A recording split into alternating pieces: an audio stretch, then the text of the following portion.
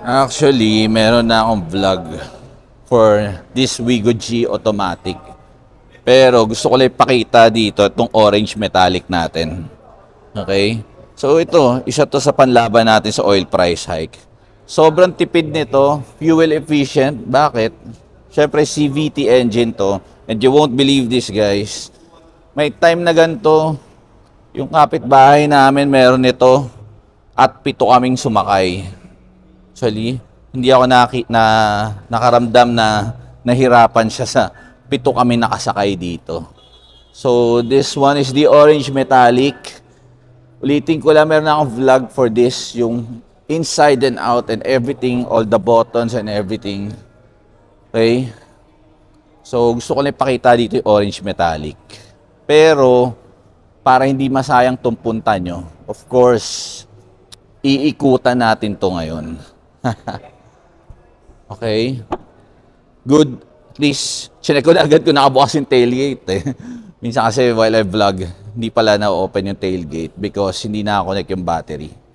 Okay. This one is the orange metallic. Sobrang tipid niya sa gas. This one is 1.0 engine, CVT. Actually, lahat ng gusto mo na upgrade na gagawin mo nandito na. Kaya, sinasuggest namin na ito na lang dahil ito lang din yung dumadating sa Pinas most of the time. Huwag na natin expect yung Wigo E. Baka mabigo lang kayo. Pero may dumadating naman Pero waiting time and yung discount dito naka-focus, guys. So yung design ng mugs nyo, right? 14 inches. All chrome design, classic look. Okay? That's the orange metallic. Ganda. So, guys, don't expect a zero down payment dito. Available siya dun sa Vios, oh. I have separate vlog for that. Vios XLE. Super sagad. Wala ka bang budget dyan? Zero down. Iyong-iyo na. And by the way, guys, itong Wigo is meron tong dashcam. May kasama na tong dashcam. So, backing sonar, backing camera, lahat ng mga necessity mo na needs mo sa sasakyan, nandito na. And number 1 dito is Toyota to. Reliability. Okay, kahit ano sabihin nyo, mag-bash kayo dito sa vlog ko. Ang dami nag-walk-in dito, kino-compare yung ibang brand, pero number 1 nasa utak nila, yung reliability. Okay? Especially guys, kung hindi nyo naman to second or third car or pang-4 na kotse, pang-5 kotse mo, di ba? Especially kung first car mo to. Kung ibang brand yung kukuhanin mo, ang konti ng service center, notorious sa mga bad, may mga problem sa sasakyan. Ito, subok na kasi to eh. So, highly suggested that, especially that, nakita nyo yung Corolla Cross doon. Nako, may kalaban yan lagi na ayoko i-mention yung brand, pero nag-walk-in sila dito dahil natatakot sila dun. Sabi ko, okay, pwede ka makaptivate ng forma, pero yung reliability, yung serviceability, yung sobrang daming branches ng Toyota na pwede mo dalhin yung unit mo.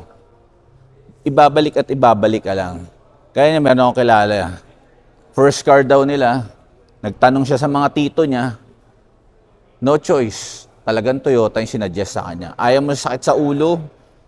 Diba? Especially kung isa lang kotse nyo o pangalawang kotse nyo to, afford mo ba na ipagawa yan ng 6 months waiting sa pyesa? Diba? Walang kasa nagagawa. Kasi ang dami nilang kasa nagsara. Right? So that goes sa buong Toyota na. And by the way, papasukin natin to. So, meron tong smart entry. Okay? Yun. Kita nyo, nag-respond siya.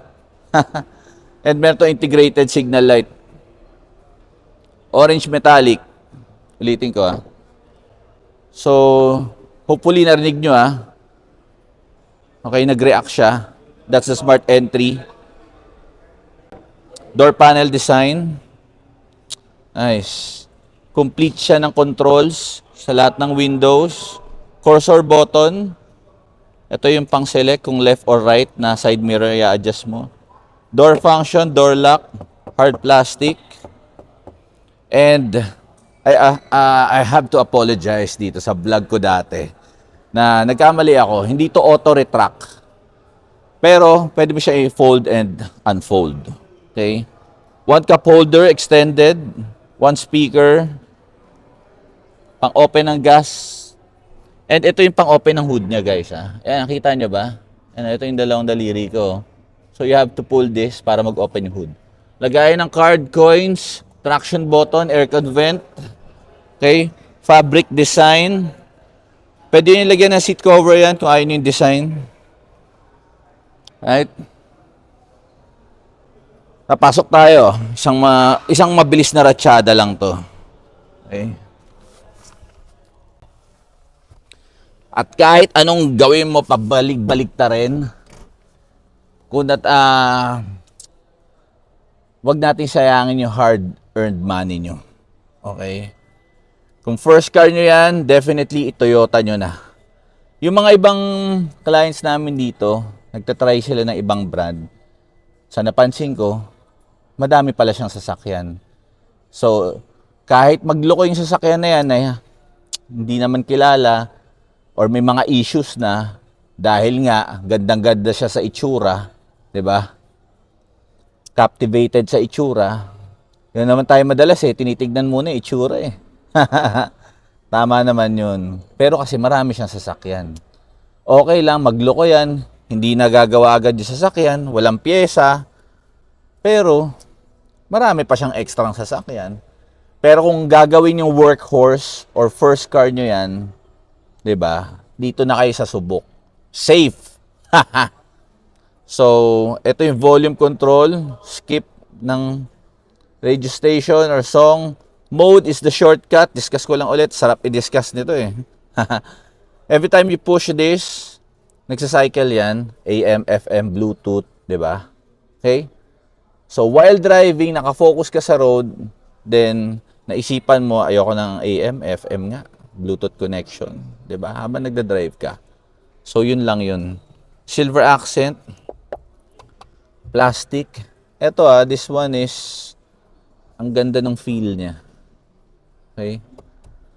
Then analog. Okay, with RPM. And meron siyang digital. So yan yung mga adjust niyan sa digital. Digital is the clock adjustment. Although, trip meter, yan, pang-adjust ng display. So, right now, ang naka-indicate dito sa LCD natin is may naka-open down na door. And also, the tailgate. Okay? So, this one is same function dito. Mga wiper, signal light. Okay?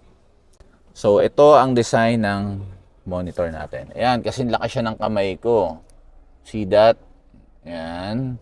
Then, ito yung volume adjustment. Home button, back button, hazard, aircon vent design. So, push start 'di ba? Astig niyan. Thermostat button, max cool. Summarize ko lang 'to. Isang push mo lang niyan, itotodo niya yung blower mo. Air intake, dito ka mamimili kung within the cabin lang by hangin or magpapasok ka ng hangin from outside. So ito wala to, abang lang siya just in case gusto mo wala siyang function. Off button, blower level control. Meron tayong classic power supply dito. Yan. Then meron tayong dalawang cup holder dito. Okay. Nice. So inline design ang kanyang shift knob. Park, reverse, neutral, drive, meron tong brake mode and sports mode. Okay? So, itong brake mode is, ito yung kapag uphill ka, pataas ka. Okay? So, na-design yan kasi nga, ang automatic engine is, ang design niya is gradual, tuloy-tuloy yung pag-andar. At least ma-identify ng sasakyan na uphill ka. Okay. And meron tayong dashcam. Front dashcam, men. Meron na tong built-in. So, hindi ka nabibili ng dashcam. So, yan. Meron siyang electrochromic function. Yung pag sinisilaw ka nung sasakyan sa likod. Glove compartment. Yeah, man. Okay. So, same design sa front passenger driver side, front passenger side. And going at the headliner, yan. Sige, mag-makeup tayo maghapon. So, nothing in here. Nothing dito. And, check nga natin kung may mirror to. Of course, wala. Mag-focus ka sa steering wheel. So, balik ulit tayo. Ang Toyota units, madalas, walang handle dito. Focus ka sa steering wheel. Well, sa iba naman is lahat mayroong handle. Kita nyo? Yan, sana nakita nyo. So, pakita ko lang ulit yung fabric design ng seats. Ganda. So, classic handbrake. Walang tatalo dito versus the push button handbrake. Ito, grab lang habang nakafocus ka sa road. Grab lang. 'Di ba? So, lagayan ng phone, no? Ito may lapagan, no? Nakita niyo yung phone. Nilapag ko dyan. So, meron dito isang cup holder. Very nice. Sobra. Ito na naman tayo. May magagalit na naman. Wala daw price. 735,000 ang price nito. May discount naman to. Pero don't expect na yung mga discount ito sa 100,000, 200,000. Hindi mangyayari yun, guys. Believe me. So, hindi siya shark fin design. Classic antenna. And ito yung design ng second row natin. Okay, kita nyo ba? Ang dilim eh. Okay, hindi pa nagfo-focus yung exposure ng camera. So, handle, window control, door function, lock, one cup holder, one speaker. Hard plastic. Yeah. And, so, walang additional power supply dito. Ito yung center cabin light. That's it. Meron tayong tatlong headrest. So, yeah. It's Isofix para sa mga may baby dyan. Okay. And ito na nga yung tailgate natin. Meron kang dalawang backing sonar plus backing camera. Andito yung backing camera sa ilalim. Ewan ko na lang kung mabangga ka pa. Diba? May backing sonar ka na, may backing camera ka pa. Nako, ewan ko na lang kung babangga ka pa. So, may mga lapagan dito. This guy, this one is removable. Okay? Pwede nyo tanggalin yan, ha? Then, pwede ito isabit dito, eh. Oh. Pag sinabit mo kasi yan, sasabay yung pag-angat niya. So, careful lang kasi baka mamaya yung gamit nyo dito, bumagsak dun sa mga nakaupo sa likod. And so, andito yung spare tire niya. So, this one is donut type. Okay? Yung jack nito, usually nando sa ilalim ng driver seat. Yan. Okay. Maganda dito kasi lagi sa mga kumukuha nito, madali siya i-park eh. Madali i-park, di ka mahirapan. Maliit siya. Pangsingitan. Okay? Like I mentioned, tatlong headrest. Nice. And actually, mababa na lang yung monthly mo dito at 735,000. Baba lang ng monthly mo. Gusto mo, taasan mo yung down mo para mababa lang yung utangin mo. Okay? By the way, kung gusto mo na mataas na down, meron sa amin trade-in. Okay?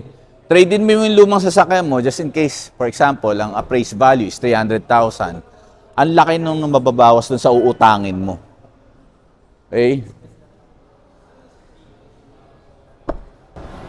Wigo E. Wigo G. Sorry. So, isang maganda dito yung nagpapasporty nito, itong spoiler niya. Oh. Okay, maliit lang siya pero maganda yung impact niya. Ganda. And patapos na tayo. That's the Wigo.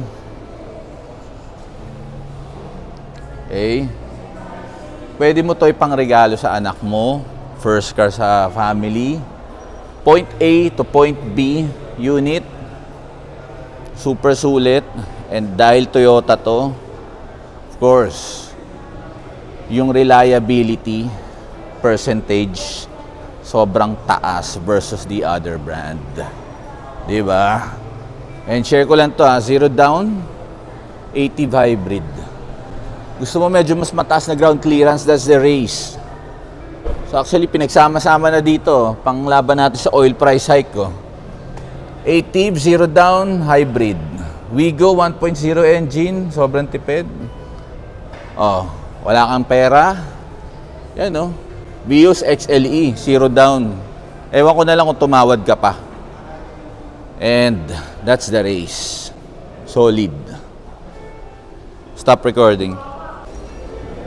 And that's the orange metallic Wigo. Okay? Meron akong separate vlog for that. Yung red. Pero ito, gusto ko rin din pakita. Balikan lang natin, ikutan natin ulit yung Wigo. That's the orange metallic. Meron kaming trade-in. Baka meron kang lumang sasakyan. Trade-in mo na yan. And transfer approval. Kunyari, approval mo sa ibang brand. Pwede mo i-transfer dito yan. Or baka mamaya wala sa kanila yung color na gusto mo. And that's it. Bye!